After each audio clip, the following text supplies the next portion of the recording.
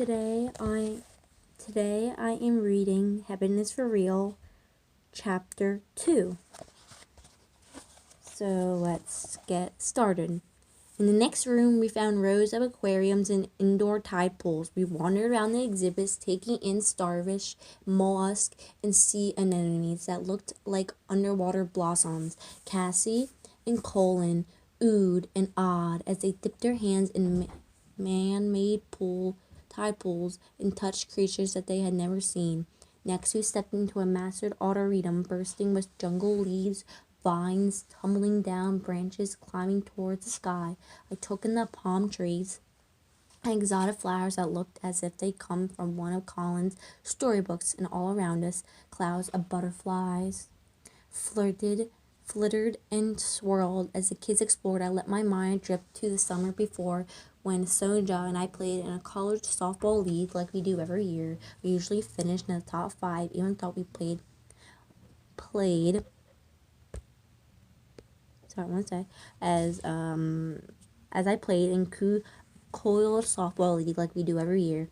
We usually finished in the top 5, even though we played on the old folks team, translated people in their 30s, battling teams made up of college kids. Now it struck me as ironic that our family's 7 months trial began with an injury that occurred in the last game of our last tournament of the 2002 season. I played center field and Sonja played outfield rover by then. Sonja had learned her master's degree in library science, and to me was even more beautiful than when she'd ever first caught my eye. As a freshman strolling across a quad at Barnesville Western College, summer was winding in, but the dog days of the sun were in full force with penetrating heat. Thirsty for rain, we had traveled from Imperial about 20 miles down the road to the village of Juanita for a double elimination tournament. At nearly midnight, we were battling our way up through the bracket, playing under the blue-white glow of the field lights. I don't remember what the score was, but I remember we were on the tail end of the game and the lead was within reach. I had hit a double and perched on second base. Our next batter came up and knocked a pitch that landed in the center field grass. I saw my chance as an outfielder ran up to scoop of the ball, took off for third base. I sensed the ball winged towards infield. Our third base coach motioned frankly, "Slide, slide." Angrily pumping, I dropped to the ground and felt the red dirt swishing underneath my left hip. The other team third base stretched out his glove hand for the ball, and crack! The sound of my leg breaking was so loud that I imagined the ball had singed up from the outfield and smacked it. Fire exploded in my skin and ankle. I fell to my back, contracting to a fetal position, and pulled my knee up to my belly.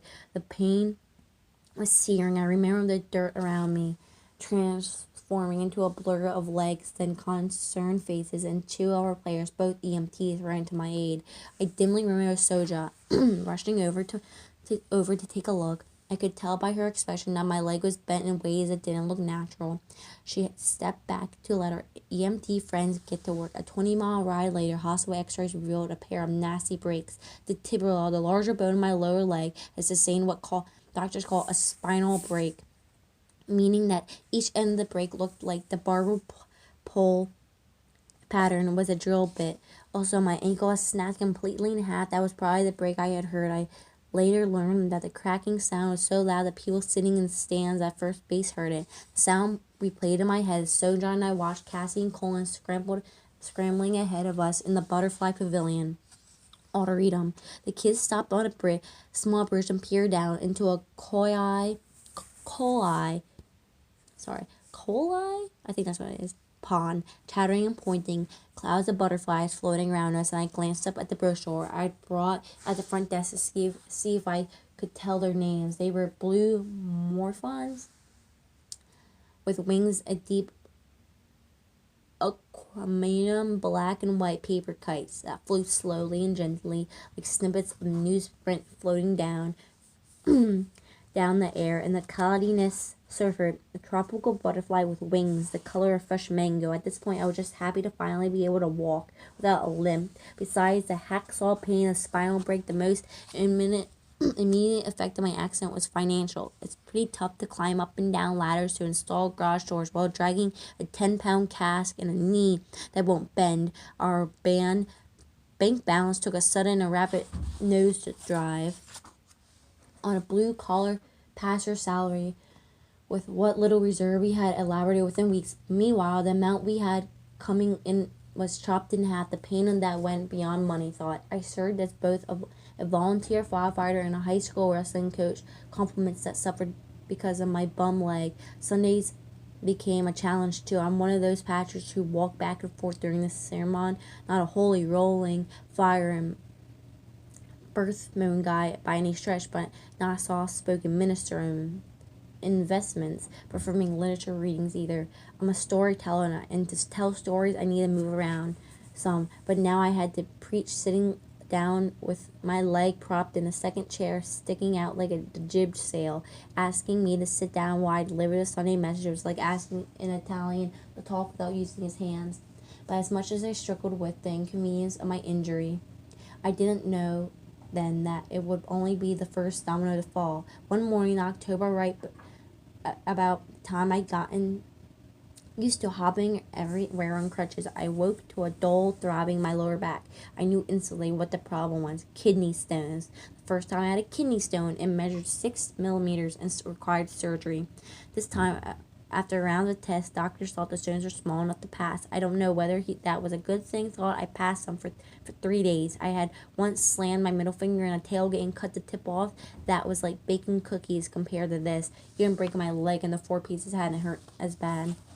Still, I survived. By November, I'd been hobbling around crutches for 3 months, and I went in for a checkup. The leg healing correctly, but we still need to keep it cast, the orthopedist said. Anything else bothering you? Actually, there was. I felt a little weird bringing it up, but the left side of my chest had developed a knot right between the surface of the nipple. I'm right-handed, and I am leaning on my left crutch a lot while writing, so I thought maybe the underarm pad on that crutch had rubbed against my chest over a period of weeks, creating some kind of irritation beneath the skin, a callus of some kind. Dr. Mealy rolled that out. Crutches don't do that. He said, I need to call a surgeon. The surgeon, Dr. Tim, the old harlot, performed a needle biopsy. The result had come back a few days later.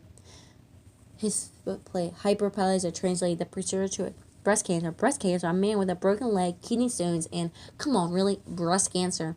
Later, when other pastors in my district got wind of it, they started calling me Pastor Job, after the man in the biblical book of the same name who was struck with a series of increasingly dire symptoms. For now, thought the surgeon ordered the same thing he would have if a woman biopsy had come with the same results. A liposuctionally strong Midwestern woman that she is, Soja took a practical approach to the news. If surgery was what the doctors ordered, that's the path we would walk.